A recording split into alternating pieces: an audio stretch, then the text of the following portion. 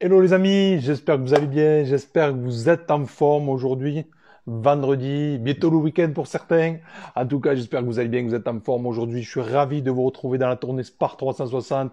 Aujourd'hui, on va attaquer à midi, commencer ce premier live avec Laurent, qui est vraiment un coach exceptionnel, passionné, vraiment une histoire incroyable à nous raconter, nous partager. Donc ça va être vraiment un moment magnifique. Je suis très très heureux d'avoir fait sa connaissance et de l'inviter à passer un petit moment dans ce live. Donc, on est en train de se connecter. Alors, yes, reçu nickel, la petite invitation. Donc, on va se mettre en direct. Alors, est-ce que ça se connecte? Yes. Salut Laurent. Salut, Est-ce que tu salut m'entends? John. Je t'entends très bien, 5 sur 5. Ah, ben magnifique, super. Eh ben, je suis très très content de faire ta connaissance premièrement et de partager ce petit live avec toi. Donc, comme je te disais tout à l'heure, mais vraiment un grand merci à toi de ton temps et d'être avec toi aujourd'hui dans ce petit live parce que tu es une personne incroyable avec une histoire incroyable, avec 10 000 histoires que tu pourrais raconter. C'est Donc, sûr. vraiment, merci à toi déjà.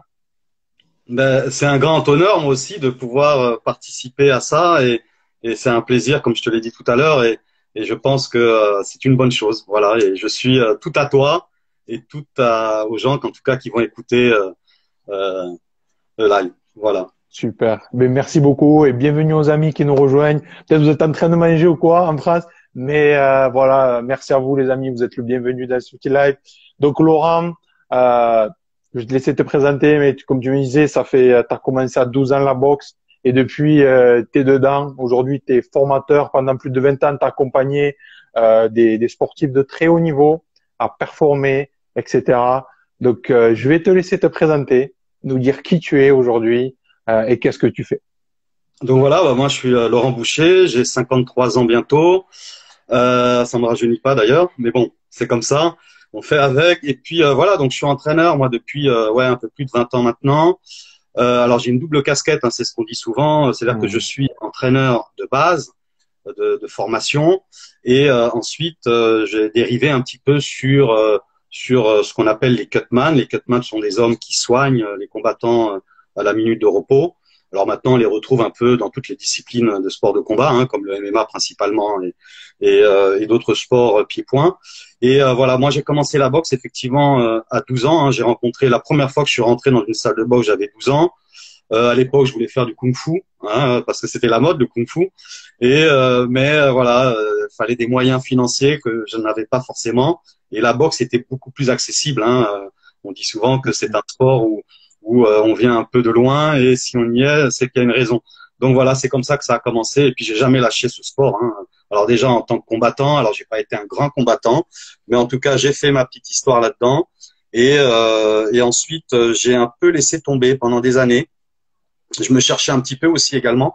Puis j'ai, comme tu le disais, une vie pas très simple. Donc il a fallu se battre, il a fallu essayer de d'avancer. Et puis un jour, j'ai dit, mais attends, la vie, c'est pas travailler, travailler, travailler sans qu'il y ait d'âme, sans qu'il y ait rien finalement au bout. Et je me voyais Hmm. pas faire ça. Puis, tiens, bah, ma passion, c'est la boxe finalement. Et pourquoi pas être entraîneur, quoi, parce que je suis né là-dedans. J'ai grandi dans ce sport. J'ai passé des moments extraordinaires et j'ai envie aussi de transmettre. J'avais besoin de transmettre quelque chose, un savoir. J'ai eu cette chance, moi, d'avoir eu des entraîneurs formidables qui m'ont donné le goût à la boxe, qui m'ont donné le goût à cette passion. Et j'ai voulu aussi à mon tour transmettre aux autres. Et j'avais ça, c'était, je sais pas, c'est inexplicable, hein, des fois, Hmm. dans des trucs, on ne sait pas pourquoi. Et j'avais, voilà, mon cœur me le disait, ma tête me le disait. Et voilà, et maintenant, ça fait plus de 20 ans. Waouh, magnifique, magnifique, Laurent. Et c'est incroyable ce que tu as commencé à partager et on va revenir sur ça. Euh, Laurent, juste une petite question. Est-ce que tu as un Wi-Fi ou un 4G? Parce que l'image, elle est un peu floue, juste par Alors rapport moi, à je suis ça. en Wi-Fi, moi. Je suis en Wi-Fi. Peut-être qu'il Ok. faudrait me mettre en 4G, je pense, mais je sais pas si Euh, ça va bien. tu peux essayer au cas où, juste avant Ouais, de. bien sûr. Yes, merci à toi. Non, c'est parce que je t'entends, mais l'image, elle est pas très claire. Dis-nous, les amis, D'accord. si vous êtes avec nous, si vous nous voyez bien, nous entendez bien. OK? Et bonjour à tout le monde. Bonjour à tout le monde. Si vous avez des questions pour Laurent, vous pouvez les poser avec grand, grand plaisir. Salut Laurent, comment ça va? Et bonjour Jonathan. Et bonjour à tout le monde. Yes, tu m'entends toi Laurent? Moi, je t'entends très très bien. Alors, je sais pas si ça a changé quelque chose avec la 4G. Ça va, on t'entend et on te voit à peu près. Ça va. Voilà, C'est bon, pas ça va. nickel, mais ça va. Nickel. Donc ce D'accord. que tu Bon, me c'est dommage. disais, mais on te voit quand même, on te voit. D'accord. Et c'est juste un peu flou, mais ça va. Hmm. Donc par rapport à ton histoire, donc tu commences la boxe, ok, tu t'entraînes, tu fais des combats, tu prends plaisir vraiment, et puis après ce que tu nous dis, c'est que tu rentres aussi dans la vie active, donc tu, comme tout le monde, tu bosses, etc. Puis à un moment donné, qu'est-ce que tu ressens en fait? Qu'est-ce qui fait que tu vas te dire bon, je vais arrêter ça, puis je vais peut-être me bouger pour ou oser aller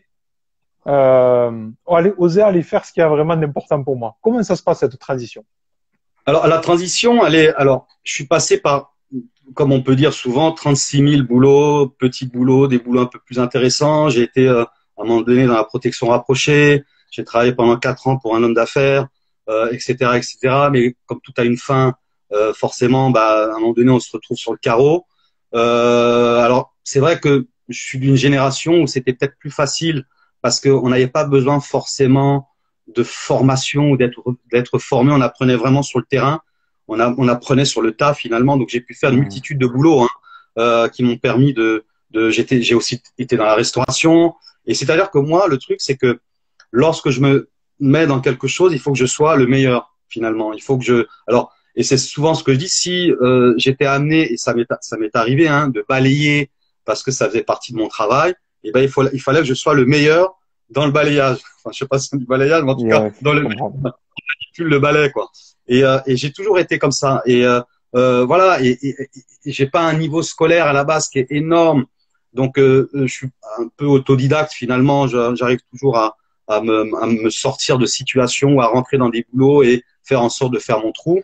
Et à un moment donné, j'en avais marre de tout ça. Je suis arrivé à un âge où, enfin, à cette époque-là, je me disais, il va falloir que je me cherchais encore finalement. Je pense que je m'étais pas encore trouvé réellement dans ce domaine, dans le domaine du travail. Et à un moment donné, je me suis dit, bah, le sport, c'est ma vie. Moi, j'ai commencé le sport à l'âge de 8 ans. Je faisais du foot, du basket. Je faisais une multitude de sports parce que j'aimais ça profondément. J'ai joué Hmm. 4 ans en club en foot. Enfin, j'ai fait pas mal de sports et c'était ma vie finalement. Mais à cette époque-là, je ne le savais pas. Le sport faisait partie de ma vie, mais en faire un métier, je le voyais pas comme ça. Et puis, je suis d'une génération où on te disait le sport, c'est pas l'avenir, quoi. Hein. C'est comme la musique, la culture. C'est ouais, c'est bien de faire du sport, c'est bien d'être footeux, c'est bien tout, oui, mais bon, ça va pas te faire vivre. Enfin, vous voyez, les générations un peu comme ça. Et, Hmm. euh, et, et donc, on me poussait pas forcément là-dedans. C'était juste une passion finalement. Et puis après, quand on se rend compte que non, on peut en faire son métier, on peut en vivre, on peut même s'éclater là-dedans. Et quand j'ai pris conscience de ça, ben, je me suis dit, allez, j'arrête tout et je me concentre là-dessus. Donc, je suis retourné à l'école pour pouvoir passer mon brevet d'État, pour passer mes diplômes fédéraux. Euh, je me suis remise à niveau. Enfin, j'ai vraiment bossé dans ce sens-là afin de pouvoir enfin, faire de mon métier quelque chose de concret Hmm. et dans quelque chose de heureux parce que j'ai vécu des choses extraordinaires après derrière ça. Hmm. Mais Laurent, voilà. excuse-moi, excuse-moi Laurent, ça Ouais, coupe un peu. ouais, Je suis désolé. Est-ce que tu peux essayer de repasser en Wi-Fi? Peut-être si c'est mieux ouais, et on ne touchera plus. Désolé les d'accord. amis, c'est les aléas des fois, mais il y a peut-être la connexion, c'est un peu mieux. Euh, ouais. Après, Ouais, c'est un peu mieux ou yes, pas? on te voit, on t'entend, ça coupe pas. Donc, ce que tu Voilà, nous dis, super. c'est que magnifique. Donc, juste Ouais, pour rebondir par rapport à ton histoire, c'est que tu décides à un moment donné que voilà, tu vas te former, comme tu me disais tout à l'heure quand on s'appelait, c'est le fait d'avoir un objectif qui nous fait bouger, qui nous fait nous dépasser. tout à fait. Et donc, cet objectif-là de devenir, est-ce que tu te dis, de suite, tu te dis, je veux devenir entraîneur de boxe? Ouais, presque dans l'immédiat parce que la boxe, je l'ai jamais quitté, même si je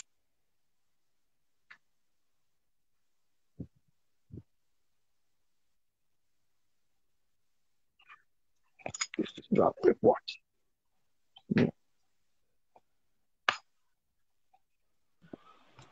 C'est Je bon, me déplace, Laurent. ouais. Je me déplace au cas où. Dites-nous, les amis, si la connexion, c'est bueno. C'est bueno. Enfin, toi, c'est bon, tu me entends bien, Laurent? C'est nickel pour toi? Ben moi, je t'entends bien, hein, et je te vois bien depuis tout à l'heure. J'ai pas de problème avec ça. Yes. Euh, Yes. Ah, ça, c'est dommage, ça Ça coupe un coupe. peu. Et là, ça coupe Ouais. encore un peu ou pas ou... Ça va, Ouais, là, ça va, ça ça va. va, ça Ça va. D'accord. Ok. Ouais, ça c'est les aléas de d'Internet, hein, malheureusement. Internet, exactement, pas de souci. Donc, du coup, ouais, Laurent, tu passes ta formation pour devenir entraîneur de boxe. Comment ça se passe? Bah, écoute, alors dans chaque discipline, chaque chose est un peu différente. Dans la boxe anglaise, on est obligé de passer ces diplômes fédéraux, donc un diplôme qui te permet justement après derrière ça, si tu le désires, de d'aller chercher le fameux diplôme d'État qui va te permettre de travailler avec, qui va te permettre de pouvoir être rémunéré justement et de pouvoir vivre de ton art, comme on dit. Donc, donc Hmm. voilà, c'est venu à partir du moment où j'ai décidé de devenir entraîneur et d'être là pour les autres. Bah, je me suis pas posé 36 000 questions. Ça a été, voilà, je veux être entraîneur. Et il faut, pour être entraîneur officiel, officiellement, il faut passer ses diplômes. Donc, je n'ai pas cherché de midi à 14 heures. J'ai passé mes diplômes un à un. Je me suis remis à niveau. J'ai essayé de taffer comme j'ai pu. Et puis, ça a fonctionné, ça a marché. Donc, Hmm. il y a pas eu de souci. Je me suis pas plus posé la question que ça à un moment donné. À partir du moment où j'ai décidé, et ben la suite logique, bah, c'est mise en place. Excellent, Laurent. Félicitations en tout cas pour ça.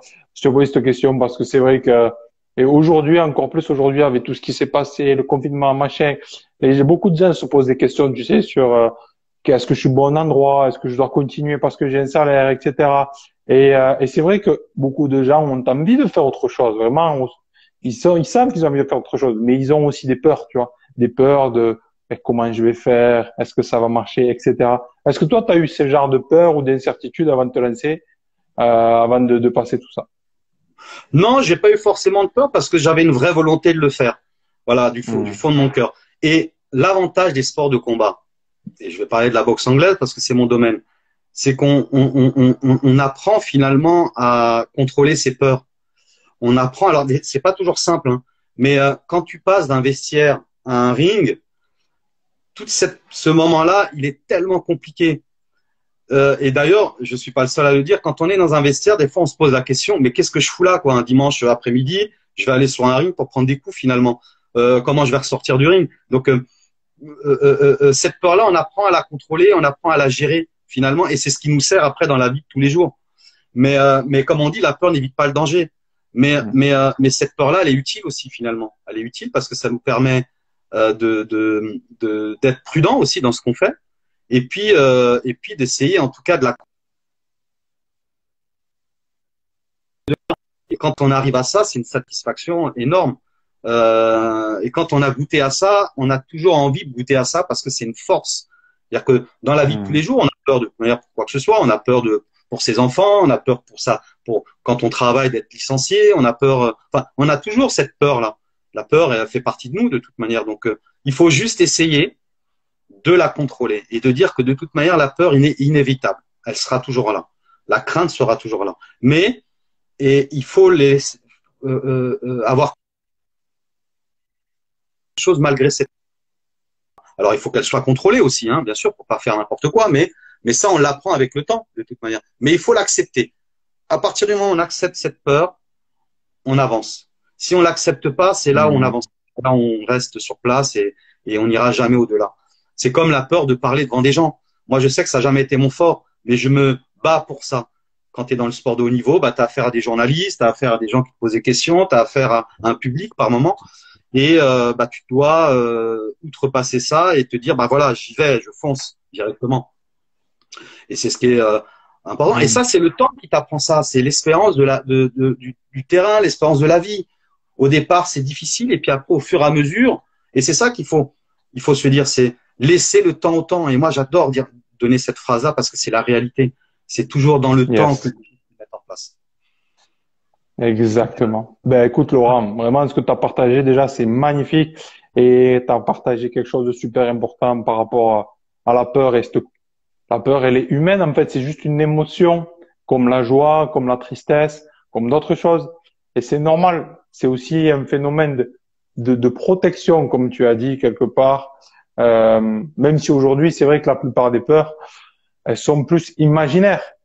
OK, à part bien évidemment si tu vas aller sur si tu vas aller sur un ring, si tu vas aller sur un terrain de rugby, c'est sûr que la peur elle est réelle quand même parce que tu sais qu'il y a un danger et au fond de nous on est des animaux et tu te mets en mode OK, là je dois me préparer au combat. Mais sinon dans la vie de tous les jours, c'est rare, il va pas avoir un lion, il va pas avoir quelque chose comme ça.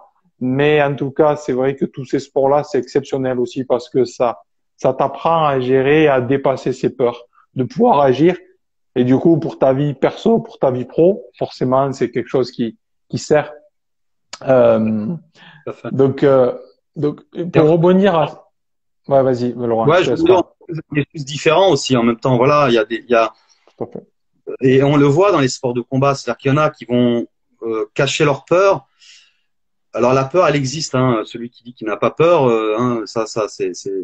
c'est pas possible. Ça fait partie de nous. Voilà, ça fait partie de nos émotions. Les plus grands boxeurs ont eu peur. On a connu des boxeurs qui étaient obligés peut-être de boire un petit verre de whisky avant de monter sur un ring à l'époque pour enlever cette peur-là, cette crainte, pour se lâcher sur le ring. Mais on l'a tous. Et après, on sait comment ça se passe une fois qu'on est sur le terrain, que ça soit au rugby ou qu'on soit sur un ring dans la boxe. Bah, une fois que les premiers coups sont échangés, même si des Hmm. fois il y en a qui mettent un peu plus de temps à se libérer, mais après la peur, elle s'en va. Et après, c'est la survie qui arrive. Là, je suis dans la survie là. Il va falloir que j'y aille parce que le but dans le sport, c'est de gagner finalement. Donc voilà, j'ai pris un coup, j'en ai pris deux, j'ai été plaqué 4 fois. À un moment donné, je vais y aller et la peur, on va la mettre de côté et puis on va performer, on va essayer de performer en tout cas pour être le meilleur et en tout cas gagner. Et c'est ça qui est Hmm. important pour finaliser en tout cas sur ce qu'on disait là. Hein. Mais dans tous les sports, c'est pareil. Dans la vie, de manière. Exactement, exactement. Merci à toi pour ce que tu as partagé. Donc, désolé les amis, des fois, ouais, la connexion est pas terrible, mais quand même, on entend, ça va. Donc, y a pas de souci. Laurent, du coup, donc tu passes ton diplôme, ok, pour être entraîneur. Comment ça se passe parce que c'est vrai que aujourd'hui, tu sais, tout ce qui est, ben, il y a beaucoup de gens qui vont se former pour être coach sportif, pour être préparateur, pour être animateur, bref, plein de choses, entraîneur. Comment tu fais toi pour vivre de ton activité? Comment tu fais pour, ben justement, parce que aujourd'hui les gens te connaissent par rapport à ta carrière, à tout ce que tu as fait, à tous les sportifs que tu as accompagnés, mais comment ça se passe les débuts pour ben, faire son nom, trouver ses clients, se développer? Ça se fait pas généralement comme ça du jour au lendemain. Comment c'est passé pour toi? Alors moi, j'ai jamais réellement été dans le coaching privé ou dans le coaching personnel. C'était un choix de ma part. J'ai jamais vraiment voulu rentrer là-dedans. Alors pourquoi? Parce que j'avais pas besoin de ça à ce moment-là. J'étais entraîneur officiel, professionnel de par les boxeurs à l'époque avec lesquels j'étais sous contrat, qui étaient eux-mêmes des professionnels. Donc moi, mon objectif, c'était d'être vraiment dans la compétition. J'avais pas envie d'être dans autre chose que ça. C'était performer avec des objectifs. C'était ça, moi, mon but et mon objectif. C'est peut-être un peu arrivé sur la fin, entre guillemets. Alors, quand je dis sur la fin, c'est qu'aujourd'hui, je suis plus réellement entraîneur. Je suis entraîneur dans l'âme, mais je ne suis plus entraîneur sur le terrain. J'ai plus de boxeur professionnel. Alors, ça a été un choix un peu compliqué parce que si j'avais pu encore y rester, je le serais encore aujourd'hui. Mais la vie fait que des fois, ça, c'est compliqué. Donc, et puis, j'ai pris une autre voie, hein, qui est cette voie de Cutman dont on parlera tout à l'heure, dont je me retrouvais, dont j'étais, où j'avais envie aussi dans cette voie-là, performer au maximum. Mais, euh, mais voilà, donc moi, j'ai toujours été dans l'entraînement, dans les préparations avec des objectifs de combat. Voilà. Donc, avec Hmm. des compétiteurs finalement. Ok. Après, vers la fin, on est obligé. On m'entend bien, John? On m'entend bien quand Ça, même? ça va, ça va, ça va. Voilà. Donc, voilà. Après, comme tout entraîneur aujourd'hui en France, c'est très compliqué. C'est-à-dire que si on n'est pas dans une structure qui va nous rémunérer avec un statut, avec des fiches de paye, avec un contrat, bah c'est très compliqué parce que les sports de combat sont déjà très compliqués à la base. Donc on a des fois pas le choix et c'est ce que je suis devenu vers la fin où j'ai été entraîneur de boxeurs loisirs, mais je suis toujours resté dans le collectif. Voilà, comme je l'ai appris depuis le début de ma vie d'entraîneur. Voilà. Donc je travaillais dans une salle privée où je faisais du collectif au même titre qu'une salle associative dans laquelle j'ai toujours été, dans laquelle j'ai toujours évolué finalement. Donc c'est vrai que aujourd'hui on évolue un peu dans ça et de cette façon-là, parce qu'on n'a pas le choix, parce que je n'avais pas le choix. Yes. Donc, ouais, ce que tu dis, c'est que tu t'es développé au sein de structures en fait déjà où tu étais rémunéré directement et tu t'occupais des sportifs qu'il y avait. Ah, ça bug. Désolé les amis, ça bug un peu. Ouais. Tu m'entends, Laurent? Ça a coupé un peu. Je t'entends bien. On m'entend? Ouais, ça va. Alors, je vais essayer de. Alors là, ça coupe un peu. Ça coupe un petit peu. Désolé les amis. Bon, des fois, ça arrive, hein, la connexion.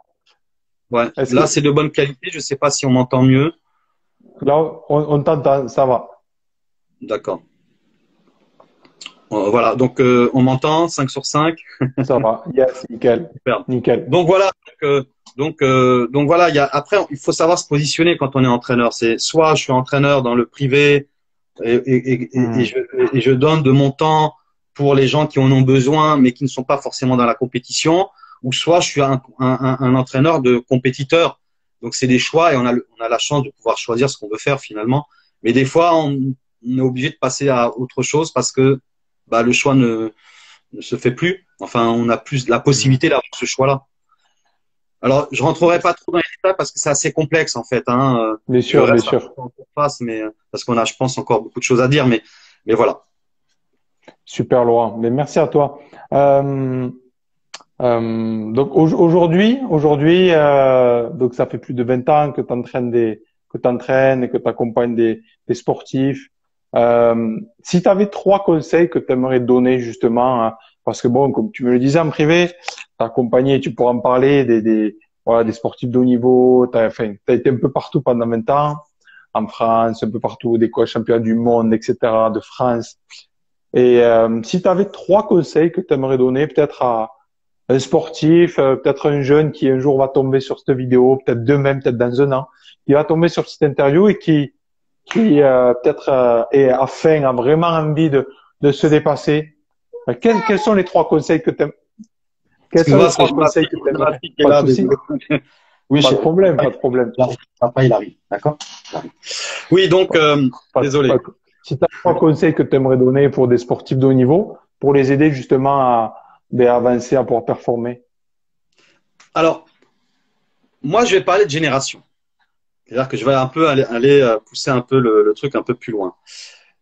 À l'époque, la motivation, elle était très personnelle. Pourquoi? Parce qu'on n'avait pas forcément ce qu'on a aujourd'hui, la communication qu'on a aujourd'hui, les réseaux sociaux, Internet, etc. Donc, il fallait se construire dans sa propre motivation. Et parce qu'on n'avait pas d'exemple finalement, ou très peu. Il y en avait, parce qu'on ouvrait un bouquin et qu'on le voyait, mais visuellement, on l'avait pas vraiment. Donc, c'était déjà différent à cette époque-là. C'est-à-dire que pour pouvoir performer, être meilleur, il fallait passer par des phases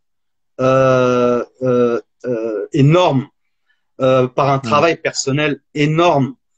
Et les entraîneurs de l'époque, en tout cas, je vais parler de mon domaine à moi, dans la boxe, étaient des anciens boxeurs, des anciens entraîneurs qui avaient une façon, une vision de voir la boxe, une vision de voir les choses.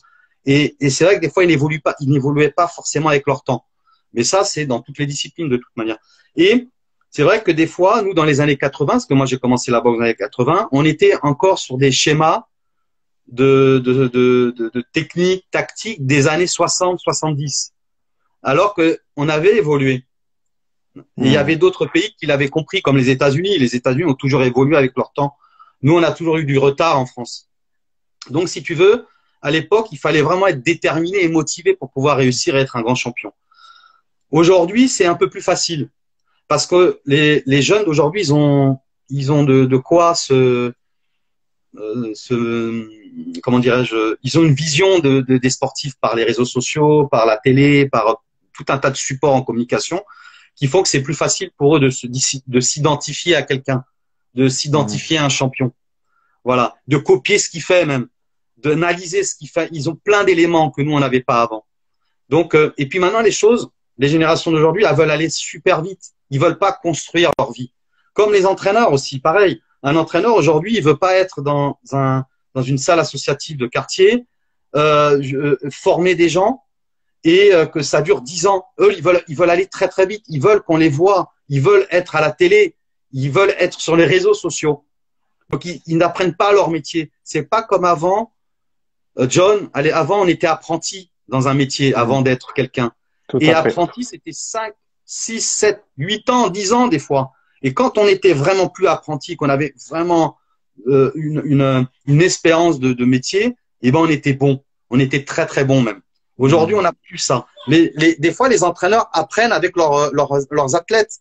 Des fois, ils ont le même âge aussi que leurs athlètes. Tu vois, donc ça évolue. Alors, c'est pas une critique quand je dis ça, mais je veux dire que maintenant, les choses elles sont positionnées différemment. C'est plus comme ça l'était avant. Donc, moi, ce que je peux conseiller aux jeunes aujourd'hui qui se lancent dans le sport et qui, sauf s'ils ont envie d'en faire en loisir, ils ont le droit, parce que le sport de haut niveau, c'est compliqué, c'est complexe, c'est difficile. Faut avoir le mental pour ça, faut avoir le cœur pour ça. Et je dirais même un peu plus loin, les coronesses aussi pour ça. Donc, il faut apprendre son métier pas à pas, petit à petit, comme on dit, l'oiseau fait son nid. Et c'est là où on va devenir un grand de demain. Ceux qui ont compris ça aujourd'hui et qui restent sur ces valeurs-là. Parce que quand on se donne dans quelque chose, il faut le faire à 400%. On ne peut pas réussir si on le fait à moitié. On ne peut pas mentir. Et dans le rugby ou dans les sports de combat ou des sports très difficiles, on ne peut pas mentir parce que si tu t'entraînes pas en boxe, bah, tu prends une raclée. Tu peux pas travailler que sur tes bagages techniques ou tes qualités techniques. Tu te prends une raclée même si t'es même si t'es un dieu ou même si t'es je ne sais qui. Si tu t'entraînes pas, tu n'es rien. Et tu n'iras jamais loin. Donc, il faut se donner la peine de réussir. Il faut prendre le temps de réussir pour que sa carrière soit la plus longue possible. Et moi, c'est le conseil que je peux donner à tous ces jeunes. Ne croyez pas que c'est simple. Ne croyez pas que c'est facile. On ne peut pas réussir en claquant des doigts. C'est impossible. C'est du travail, du travail, du travail. Et là, on réussira. Et on réussira pour toujours. Voilà. Je sais pas si j'ai bien... Il n'y a pas eu trop de... si on m'a bien entendu. Ça va, on a entendu le message, on t'a entendu. Et c'est magnifique ce que tu partages. Et ça me fait penser, tu sais, un peu comme... j'aime bien ces sports de judo, de karaté aussi, tu vois, où tu pars tes ceintures blanches et que il te faut aller chercher la ceinture noire et qu'il y a des années souvent pour y aller. Et ce processus-là, en fait, c'est ça qui est intéressant. Parce que quand tu es ceinture noire, ben, tu l'es pour la vie, quelque part. Parce que tu as acquéri ce processus, que tu te connais maintenant. Tu vois, tu te connais plus. Et finalement, c'est là la connaissance de soi avec le travail de plus en plus. C'est un affinage, en fait, quelque part. C'est un peu comme un bloc, un rocher qu'on va affiner en diamant. Je pense que c'est ça l'objectif à viser. Je sais plus, il y avait une étude qui montrait qu'en gros que si tu veux vraiment être expert dans ton domaine, il faudra y passer au moins 10 000 heures. Au moins 10 000 heures. 10 000 heures, ça fait combien de temps? Ça fait beaucoup d'années. Mais ça veut dire qu'il faut y être tous les jours, tous les jours, tous les jours. Et au-delà, ça amène non seulement tu te développes, mais ici, c'est tu es toujours prêt. Moi, j'adore cette phrase que si tous les jours je suis prêt, je n'ai pas à me préparer en fait. Je suis toujours prêt. Tu vois? Bien sûr. C'est ce qui fait le sport de haut niveau de toute manière à tout moment. On se prépare pas juste quand il y a une compétition qui arrive. On se prépare tout le temps. On est toujours dans la préparation. On est toujours dans l'analyse. On est toujours dans la performance. On est toujours et c'est pour ça que des champions, il y en a pas. Alors il y en a dans tous les sports, mais il y en a pas 36 000. Il y en a toujours 1, 2, 3, 4, 5 qui vont sortir du lot. Parce que ces gens-là sont faits pour ça, mais parce qu'ils se sont battus pour ça. Parce qu'ils ont eu un mental à toute épreuve, malgré aussi des fois les petits moments de faiblesse qu'ils peuvent avoir. On a tous des moments de faiblesse, c'est ce qu'il faut savoir. tout C'est à que tout à même les plus grands ont des moments de faiblesse, des moments difficiles. Et ça, il faut arriver à les dépasser. Et faut y croire, faut vraiment y croire. C'est ça aussi qui fait la différence. Faut croire Hmm. en soi. Si on ne croit pas en soi, on va toujours croire que c'est l'autre qui est meilleur et on ne fera jamais rien. Donc il faut croire en soi et ça c'est croire en soi et se donner la peine. Voilà. On ne peut pas réussir sans travail. Voilà. On peut pas être riche sans avoir beaucoup travaillé pour le devenir. C'est impossible. C'est Hmm. impossible. Tout Ça à fait. n'existe pas. Ou alors un cas sur Ou un un million cas, parce qu'il est arrivé sur un bon moment, mais ces cas-là, c'est pas ce qui nous intéresse. Ce qui nous non. intéresse, c'est la réalité des choses, la vérité. Et justement, toi, Laurent, ça me fait penser à une question que j'ai envie de te poser, très très forte. C'est toi qui as côtoyé depuis plus de 20 ans des champions et que tu as découvert différentes personnes, différentes personnalités, que voilà, quand tu es entraîneur aussi, tu arrives à sentir, à voir les champions et les grands champions. Et ce que je te demandais, c'est, selon toi, qu'est-ce qui fait qu'un sportif euh, devient un grand champion, un champion parmi les champions? Qu'est-ce qui fait et qui continue de l'être, même en dehors? Moi, je pense que c'est toute une question de détermination. Voilà. Pour moi, ce mot détermination, il est essentiel. Il est important. Ok, Laurent. Et Détermination. juste, je me permets de te couper. Et où est-ce qu'elle vient cette détermination, selon toi? L'objectif. C'est-à-dire que si on se fixe un objectif et qu'en plus de ça, on amène cette détermination, enfin, on a cette détermination, parce qu'on l'amène pas, mais on l'a, et ben, on arrivera au bout de cet objectif. Et l'objectif, des fois, c'est pas forcément de gagner aussi. C'est bien Mhm. sûr que dans le sport, il faut gagner, bien sûr. C'est ce qu'on nous répète en permanence, il n'y a pas de souci. Mais c'est d'aller au bout de soi-même. Qu'on gagne, qu'on perde, peu importe. Qu'on ressorte de ça avec une satisfaction. Et qu'on Mhm. ressorte de ça sans regret, surtout. Parce que le regret, il est difficile. Vivre avec des regrets, c'est la mort. C'est mourir petit à petit. Non, c'est d'aller au bout de soi-même. Peu importe ce qui arrive. Peu importe si on a gagné ou si on n'a pas gagné. Peu importe. Même si l'objectif, c'est de gagner finalement.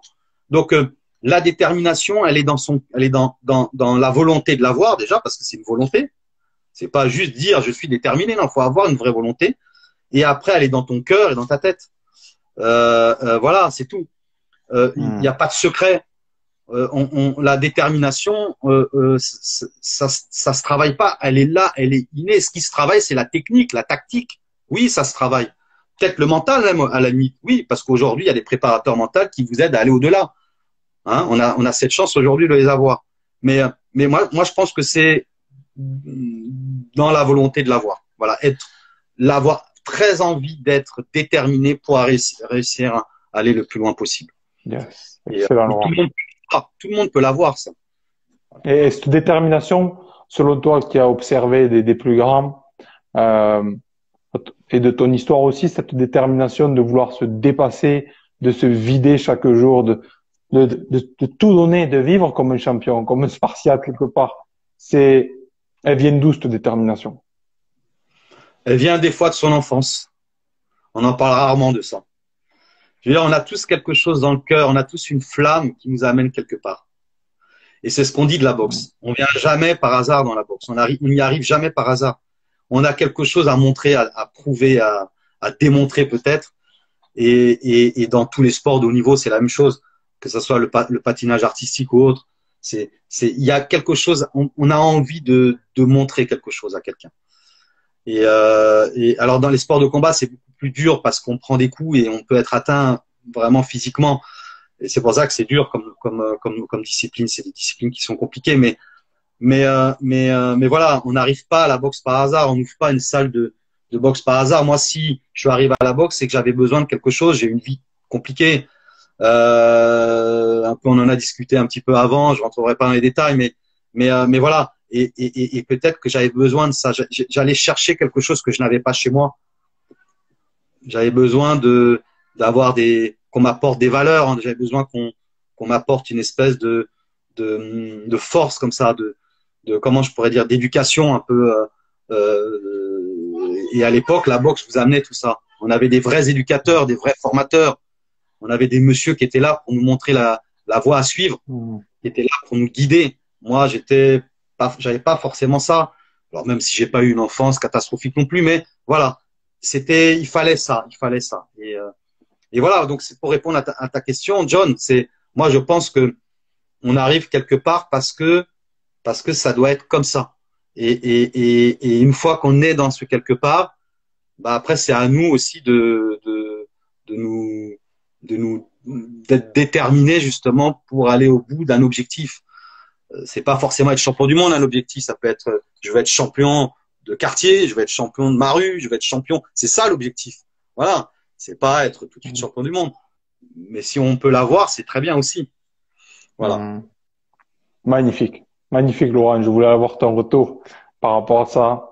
Parce que c'est vrai que c'est quelque chose qui n'est pas parlé. Souvent, j'ai entendu des choses aussi comme ça, tu vois, dans des sportifs de haut niveau, même des entraîneurs qui disent surtout, il ne faut pas régler leur souffrance du passé. Parce que si vous réglez leur souffrance, ils n'auront plus faim. Ils ne seront plus affamés. Je suis pas d'accord avec ça. Je suis pas d'accord. Parce que, oui, tu as des souffrances de ton enfance et c'est certainement qui vont faire ta détermination, ton engagement. Mais tu t'épuises aussi. De cette souffrance, elle va te faire aussi agir de façon, tu ne seras pas complet quelque part. Elle va te faire aussi parfois agir de façon que tu vas te dire pourquoi j'agis comme ça, pourquoi je me comporte comme ça, tu vois. Alors que tu peux avoir une souffrance, quelle qu'elle soit, tu peux avoir manqué de quoi que ce soit, mais si tu en as conscience, si tu l'acceptes, tu te dis, ben ok, j'ai vécu ça, j'ai été comme ça, j'ai été ici, je vais me battre et je vais tout donner. Et pour moi aussi, de tous les champions que j'ai pu voir et rencontrer aussi, ces gens-là vraiment parce que pour moi, tu vois, ce que je recherche aussi, c'est ces gens qui, oui, ils ont été médaillés, ils ont changé ça, ils ont fait ça, mais continuent à être des champions après ça. Pour moi, c'est ça un vrai champion. C'est pas juste la médaille. C'est des gens il y en a très peu, qui ont quelque chose dans leur cœur qu'ils ont envie d'amener dans ce monde. Peut-être une idée, tu vois, peut-être une opportunité, une possibilité pour les autres. Quand tu vois, comme Armstrong, le gars, il fait 6 fois ou je sais plus combien de fois champion, etc. de France et tout, mais des champions comme ça, ils te disent, oui, peut-être après il y a eu d'autres choses et tout, mais on s'en fout. Mais il dit, moi, ce que je veux, c'est oui, je veux gagner, mais je veux représenter quelque chose, une idée que c'est possible, une idée que je peux me dépasser, une idée que qu'importe les conditions, on peut y arriver. Et tu vois, c'est ce que je te disais. Ce qui m'anime, moi, c'est aller chercher ça chez les gens. Parce qu'une fois que tu vas chercher ça, tu deviens inarrêtable. Ça te dépasse, en fait. Et c'est ce qui crée la passion. Pour moi, la passion, oui, c'est ce côté obscur, mais c'est ce côté lumineux. Je suis passionné parce que, voilà, il y a eu certaines souffrances, mais il y a eu aussi un amour peut-être pour ce sport qui fait que quand je jumelle les deux, waouh, ça devient incroyable. Et puis ça se sent chez les gens. Ça se sent chez les gens. Tu sens une différence entre un sportif et un autre, un entrepreneur et un autre. Tu sens qu'il y a quelque chose de mystérieux que tu te dis, putain, ouais, je suis prêt à investir dans cette personne. Non, mais je suis d'accord dans ce que tu dis.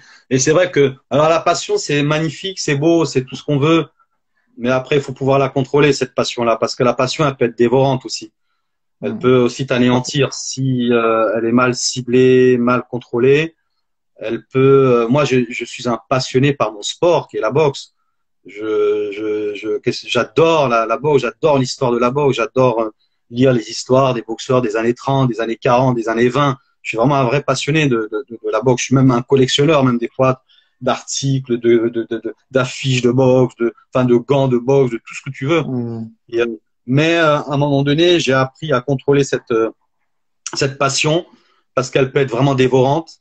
Elle peut aussi par moments t'anéantir parce qu'elle te prend beaucoup de choses, cette passion. Donc si elle n'est pas contrôlée, ça peut être dangereux.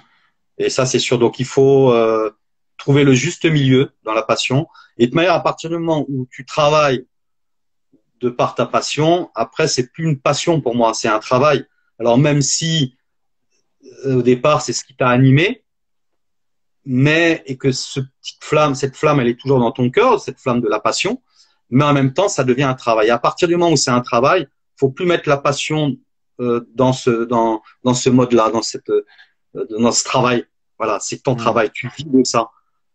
Donc, tu vois ce que je veux dire? Et moi, c'est ce que Tout à j'ai fait. fait avec le temps et avec moi, la passion, ça m'a fait faire aussi beaucoup de conneries. Ça a mis des fois ma vie entre parenthèses. Je me souviens une fois, j'avais fait un calcul sur une année sportive, j'avais eu un week-end à moi. Un week-end à moi. J'avais négligé mes enfants, j'avais négligé beaucoup de choses. Un Hmm. week-end à moi sur un an. Une année sportive, ça va de septembre à fin juin, début juillet. J'avais eu un week-end où j'avais pu être à la maison et regarder un peu la télé. J'étais toujours parti sur les routes, à la salle le soir, le week-end, à l'étranger. Waouh, c'est énorme, c'est énorme. Hmm. Et à un moment donné, quand tu vois tout ça, tu te dis bon, tu pèses le pour et le contre. Tu dis oui, c'est bien parce que c'est mon métier, parce que c'est ma passion. Mais il faut pas que ça soit dévorant ça dévore mon travail aussi en même temps et ma vie privée, tout simplement, et ma vie personnelle. Donc c'est des choix, hein. C'est des choix. C'est des choix. Un sportif, il est pendant entre 15 et 20 ans dans le haut niveau. Après, bon, il a encore derrière la retraite pour faire beaucoup de choses aussi. Les encadrants, les entraîneurs, c'est des fois différent. Hein. Ils entraînent plusieurs générations. Moi, j'ai entraîné dans les années 90 et maintenant dans les années 2000 et on est en 2022. Donc c'est d'autres générations encore. Et peut-être que voilà, en 2030, 2035, je serai encore peut-être dedans avec ma canne et en train de. Enfin voilà. Donc Mickey. non, mais c'est sûr. Donc non, non, il faut trouver le juste milieu. Mais ça, c'est Exactement. personnel. Ça, on ne peut Tout rien à faire. fait. C'est personnel. C'est-à-dire que on aura beau dire à quelqu'un, fais attention, et c'est ce que les anciens nous disaient. Moi, j'avais les anciens qui me disaient à l'époque, tu sais, en boxe, on a des pattes d'ours et puis on fait la Hmm. leçon. Et les entraîneurs disaient, quand je suis devenu entraîneur moi-même, ils m'ont dit, fais attention aux leçons. Parce que les gens vont taper dans tes mains, dans tes trucs, hein, mais ça va te déglinguer le corps, ça va te le dérégler. Tu vas souffrir. Je dis, ouais, c'est bon. Tu sais comment on fait quand on est jeune? Ouais, bon, ouais, c'est pas parce que lui, il a mal aux épaules, il a mal au cervical que voilà, moi, ça sera différent parce que voilà. Et au final, je me rends compte que ce qu'il me disait était une réalité. Parce qu'aujourd'hui, Hmm. j'ai mal partout. J'ai des tendinites de partout, j'ai des trucs, j'ai les cervicales qui vont pas bien, enfin, j'ai des problèmes de dos. Et je sais que c'est les leçons qui m'ont déglingué tout ça. Mais pour au final en arriver à quoi? Tous les boxeurs avec qui j'ai travaillé à cette époque-là, aujourd'hui, ont presque arrêté leur carrière. Et moi, je reste avec mes douleurs. Et Hmm. tout le monde s'en fout finalement. Mais c'est pas grave parce que je l'ai vécu. Ça a été tellement extraordinaire que c'est pas. Mais il faut prendre conscience de ça, voilà. Et il faut avancer avec ça. Non, c'est très intéressant, Laurent, ce que tu as partagé, vraiment. Et je pense qu'on apprend, tu sais, en se brûlant. L'être humain, on est comme ça. On est déterminé, on est focus dans un truc. Et des fois, on va dans des extrêmes pour aussi revenir, tu vois, pour se retrouver, pour se recentrer, pour se poser des questions. Et moi, c'est vrai aussi que même si je suis beaucoup plus jeune, que j'ai que 30 ans, mais c'est pareil, quand je mettais un truc sans fond, et je me rappelle il y a 7 ans, quand j'ai ces premières entreprises, j'avais acheté un tableau, un paperboard, tu mettais 20 trucs, tu vois, à faire. Jusqu'au jour où, en fait, tu te rends compte, ben, t'es plus bien, tu finis même à l'hôpital parce que t'as mal au ventre et tout, tu comprends pas ce que c'est, tu te mets une telle pression que tu pas plus de temps pour toi, ou après avec ta famille ou tes enfants. Et c'est, comme tu disais, c'est quelque chose de personnel. C'est-à-dire à trouver son propre équilibre. Peut-être qu'aujourd'hui, ton équilibre, c'est ça, parce que peut-être que tu es seul, donc tu peux faire ce que tu veux. Mais demain, peut-être tu vas être avec quelqu'un. Peut-être demain, tu vas être avoir des enfants. Tu sais, moi, j'aime bien dire souvent à ma compagne, et hier, je partage ça aussi. Pour moi, on a 4 entreprises, nous, en tant qu'êtres humains, et en avoir conscience de ça. On a notre propre santé, tu vois, parce que oui, c'est bien, nous, en tant qu'entraîneur, coach, ouais, donner de l'énergie, tout ça, etc. Mais il faut pas s'oublier. On a aussi le couple, on a aussi la famille, on a aussi notre métier. Ça fait beaucoup de choses. Et c'est vrai que à un moment donné, tu peux pas lui fermer les yeux sur tout ça, tu vois. Si tu veux éviter que quelque chose se casse, il faut en avoir conscience. Non, mais tout à fait. Je suis d'accord avec toi. Mais c'est tout ça, c'est très complexe. Hein. Il y a le sport de haut niveau, le sport dans sa généralité, c'est subtil, c'est waouh, c'est pas simple. On croit que c'est des gens qui n'ont pas de cerveau et qui non non non, c'est des réflexions, c'est un travail, et aujourd'hui être encadrant, c'est encore plus que ça parce qu'il faut vraiment être un performer à 200%, même avec le loisir, il faut être très bon. On peut pas faire semblant avec un loisir. Quand je dis un loisir, c'est quelqu'un qui vient faire de la boxe pour se faire plaisir. Eh ben, on peut pas lui dire n'importe quoi ou lui montrer n'importe quoi. Non, on doit être performant aussi avec lui, parce que c'est ce qu'il recherche. Il recherche cette performance-là. Et c'est pour ça que c'est complexe, c'est très très compliqué. Alors aujourd'hui, on a de plus en plus de coachs, de plus en plus de préparateurs, voilà, de machin physique ou mental ou autre. Et c'est vrai que c'est énorme. C'est pas simple, c'est pas évident, mais c'est mieux que ce qu'on avait avant en tout cas. Et puis on fait le travail que à l'éducation nationale ils ne font pas dans le sport. C'est-à-dire, faut dire les choses comme elles sont. Le sport, c'est tellement plein de choses. C'est de la joie, du bonheur, de la santé.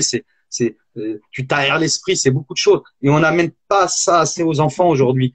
Heureusement qu'il y a des associations sportives. D'ailleurs, bravo aux associations sportives. Il faut toujours le dire ça. Grâce à eux, on a les champions d'aujourd'hui. Grâce à eux, on a des gens qui sont mieux dans leur vie. On a des enfants qui arrivent à peut-être même à bien étudier. C'est ça qu'on leur apporte. Et ça, on le dit jamais. C'est pas l'État. Bon, peut aider à hauteur de subventions, etc. Mais c'est pas à l'école qu'on apprend à être bien physiquement. Parce que c'est pas avec 2 heures de sport par semaine, voire 1 heure, qu'on risque de faire des choses grandioses. Donc ça, moi, je mets un accent là-dessus à tous ces acteurs-là de l'ombre qui travaillent sur les terrains. C'est eux qu'il faut applaudir. Eux, c'est des gens extraordinaires. Ce sont des éducateurs avant tout. Ce sont des sportifs, ce sont des entraîneurs, mais des éducateurs. Et il y en a des magnifiques dans notre pays, en France. Et heureusement qu'ils sont là, d'ailleurs. Et moi, ces gens-là, donc j'ai beaucoup de respect. C'est pas forcément ceux qu'on voit à la télé ou sur Canal ou autre. Oui, on a du respect pour eux parce qu'ils ont réussi. Mais il faut avoir du respect pour ces gens-là, parce que sans ces gens-là, il n'y a pas de haut niveau. Tout à fait. Ça n'existe pas. Exactement. Et tu fais bien de le souligner, parce qu'avant tout, on est éducateur. Et éducateur, ça veut dire tout ce que ça veut dire, tout ce que ça comprend. Il y a l'aspect sportif, mais pas que. Et en tout cas, Laurent, c'était magnifique. La connexion est nickel maintenant. Oh, nickel, c'est en 4K. Avant de finir ce petit live, est-ce que tu veux nous parler un peu de ce que tu fais aujourd'hui, etc. Oui. Après, vas-y, si tu veux nous parler un peu de tout ça. Alors, donc là aujourd'hui, moi je suis cofondateur avec mon associé qui s'appelle Franck Roméo. Alors je ne sais pas s'il écoute, mais en tout cas je le salue énormément. On collabore ensemble depuis 2 ans maintenant. On a monté cette société de formation qui nous permet de former justement et d'essayer d'être un peu plus précis pour les hommes de coin. Hein. Je parle là dans les sports de combat, que ça soit le MMA, la boxe anglaise, pourquoi pas la boxe française, la boxe thaïlandaise, le kickboxing. Et on veut amener la petite touche en plus à ces entraîneurs, à ces futurs cutman. Alors un cutman, c'est quelqu'un qui soigne les blessures, hein, que l'on voit souvent dans les combats de MMA, qu'on voit souvent dans les combats de boxe anglaise et d'autres sports aussi des fois, mais principalement ces 2 sports-là. Et voilà, et c'est un métier tellement important. Ce sont des hommes importants qui sont des hommes de l'ombre aussi également, mais qui peuvent aider à faire en sorte qu'un combat aille au-delà, qui peuvent aider ce fameux binôme entraîneur-entraîné, enfin entraîneur et athlète, de leur amener le petit plus qui va faire en sorte qu'ils puissent aller au-delà de leur performance parce qu'il sera blessé à ce moment-là, et le soigner fera en sorte qu'il puisse être dans la protection déjà, et puis en même temps de finir son combat. Et c'est ça qui est important. Et là, on l'a développé. C'est un métier, moi, que je fais depuis alors peut-être un peu moins que mon métier d'entraîneur, même si un entraîneur est un peu cutman finalement, mais depuis 14 ans maintenant. J'ai eu la chance de faire les Jeux Olympiques de Rio en 2016. J'ai eu la chance de faire tous les tournois pré-olympiques, donc les qualifications olympiques pour les Jeux de Rio à ce moment-là, en tant que cutman, en tant que technicien, en dehors de la boxe professionnelle, hein, dont j'étais déjà cutman aussi également. Et ça, c'est extraordinaire parce que cette formation, ça fait 2 ans qu'elle existe. On a déjà formé plus de 230 personnes, presque 250 personnes en 2 ans. On a traversé la France, on a fait parce qu'on va beaucoup vers les autres aussi, on va beaucoup vers les structures sportives pour les mettre aussi en avant, pour qu'ils puissent aussi mettre un projet. Donc c'est de la collaboration qu'on a mis en place avec les comités régionaux aussi, avec lesquels on travaille beaucoup, avec la fédération, parce que notre diplôme, il est quand même reconnu officiellement par la Fédération française de boxe. Hein. C'est un diplôme fédéral avec le logo de la fédération, avec la signature du président. Donc, c'est pas un diplôme ou un bout de papier qu'on donne comme ça à la fin de cette formation. Elle est vraiment reconnue. Alors, tout ne sera pas bon. Tous les gens qui font la formation ne seront pas les meilleurs, ne seront pas les grands futurs cutman, ne seront peut-être pas, mais en tout cas, ils auront pris conscience que c'est un métier et que l'athlète doit être protégé.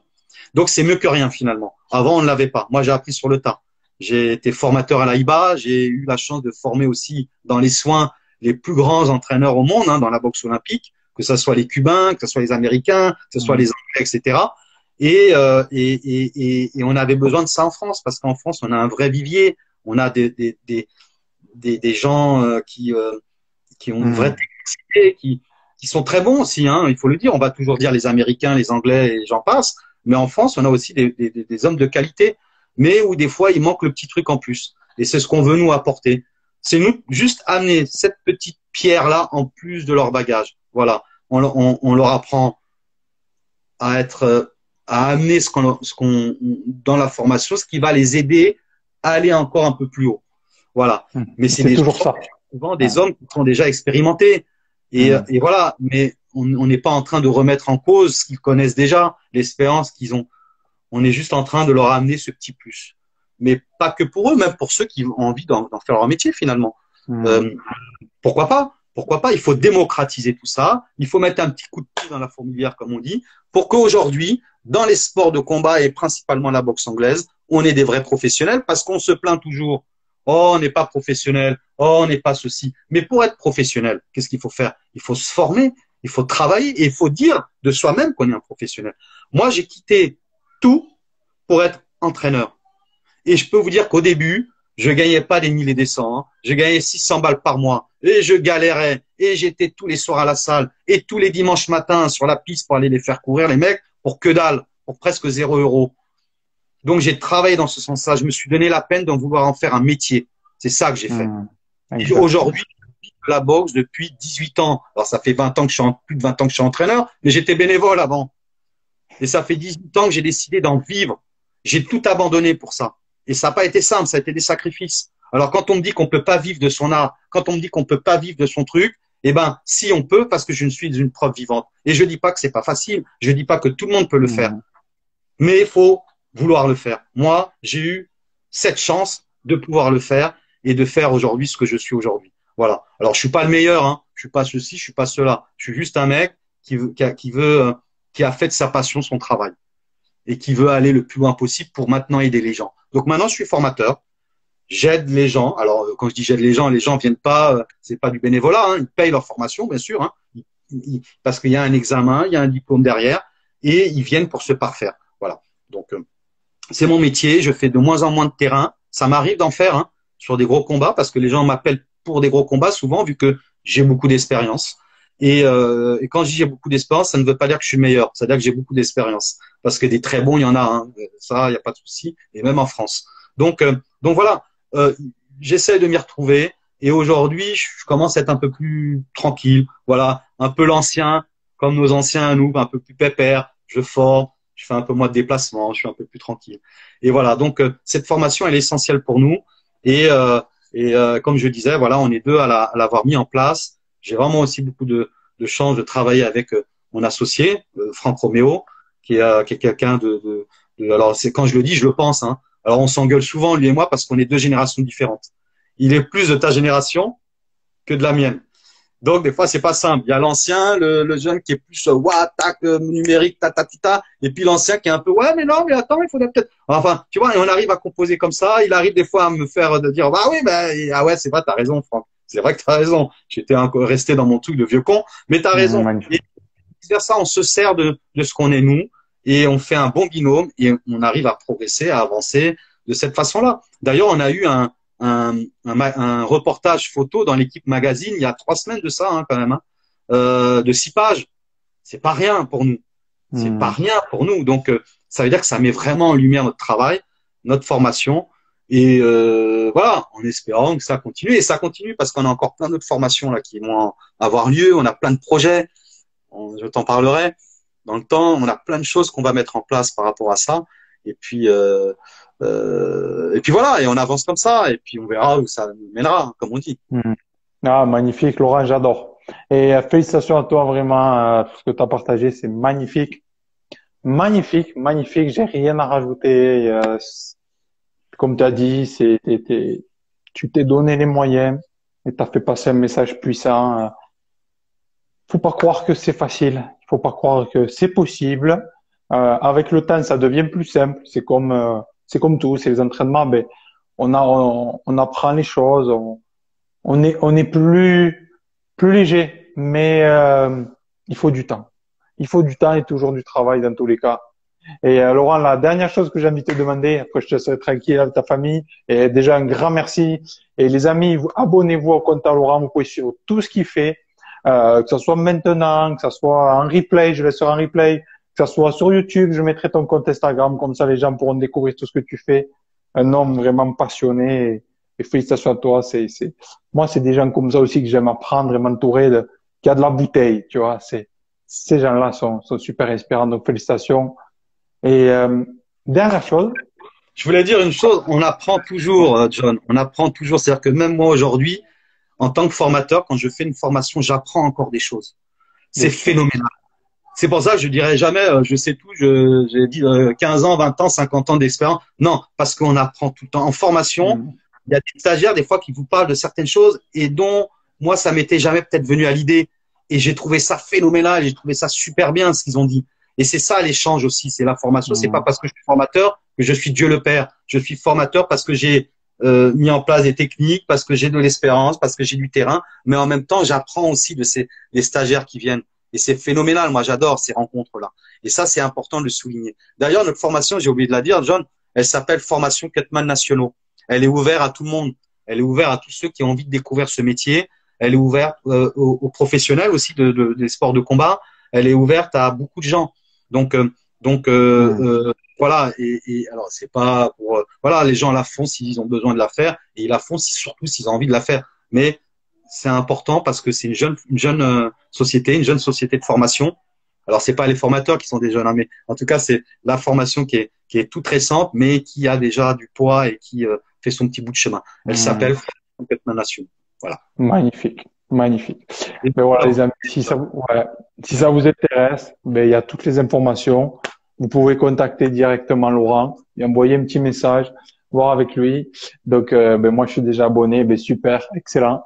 Laurent, dernière chose, je vais te demander. Ok, donc déjà, tu as une histoire qui est magnifique, qui est pleine de projets. C'est ça aussi, être un sportif, c'est toujours se réinventer, faire de nouvelles choses et c'est ok. Et si, on va dire, tu vis jusqu'à 120 ans, plein de santé, tu réalises encore tous les rêves peut-être qui te restent à faire. Il y en reste encore peut-être. Ah, il y en a plein. Excellent. Tu réalises tout. Et avant de partir, on te dit, ben Laurent, merci pour tout ce que tu as apporté. Tu peux rien emporter avec toi. Il y en a qui ont essayé, ça n'a pas marché. Par contre, c'est clair. Tu peux laisser une seule phrase dans ce monde. Une seule phrase dans ce monde gravé où il y aura ton nom, ton prénom. Quelle phrase t'aimerais laisser dans ce monde? Quel quoi? J'ai pas compris, John. Alors, si je te demandais, en fait, si tu peux rien laisser, sauf tu peux laisser une phrase, une idée, quelque chose. Qu'est-ce que tu aimerais laisser dans ce monde, à tes enfants ou quoi? Alors, moi, je vais être un peu plus humaniste là-dedans. Ça va pas être forcément personnel. Alors, même si des fois, je peux avoir la rage sur certaines choses, sur des personnes qui m'exaspèrent, ça peut arriver. Mais moi, je pense qu'aujourd'hui, la seule chose qu'on a besoin, c'est de l'amour. Besoin d'amour et besoin d'apprendre des autres et d'être avec les autres. Aujourd'hui, c'est tout le contraire. On devient très personnel. Alors, c'est bizarre parce soit on devient très personnel, soit on devient très communautaire. Voilà, il y a, je suis tout seul et je m'en fous des autres, ou je suis dans une communauté et tous les autres, j'en ai rien à foutre non plus parce ils sont pas dans la communauté. Et moi, ça me dérange parce que j'ai pas grandi là-dedans. Dans une salle de boxe, quand j'ai ouvert la porte d'une salle de boxe à l'époque, en 82, il y avait des gens de tous bords. Waouh, c'était extraordinaire. C'était extraordinaire. Et ces gens-là m'ont apporté de l'amour, m'ont apporté du respect, m'ont apporté plein de choses. Et c'est ce que j'aimerais retrouver aujourd'hui pour nous, aujourd'hui qui vivons dans ce monde, et pour nos enfants. Parce qu'on est mal barré sinon. Donc, c'est essayer en tout cas d'être bien avec tout le monde, d'être amour, comme on dit. avec les autres. Et c'est ça qu'on a besoin, c'est de l'amour. Et ce mot-là, il englobe beaucoup de choses. Hein. Et je crois que c'est le mot qu'on doit laisser. Faire en sorte que le jour où on ne serait plus là, eh ben, que les gens continuent à s'aimer, que les gens continuent à apprendre l'un de l'autre et que ces gens continuent à espérer et à être bienveillants avec les autres.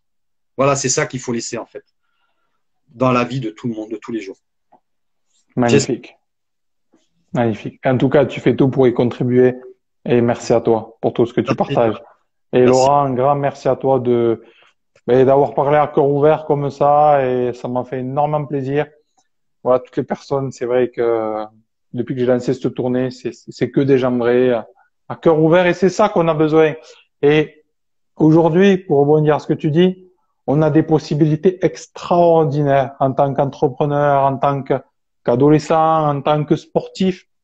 Et c'est aussi avoir ce truc de comment j'utilise ces outils qui n'étaient pas.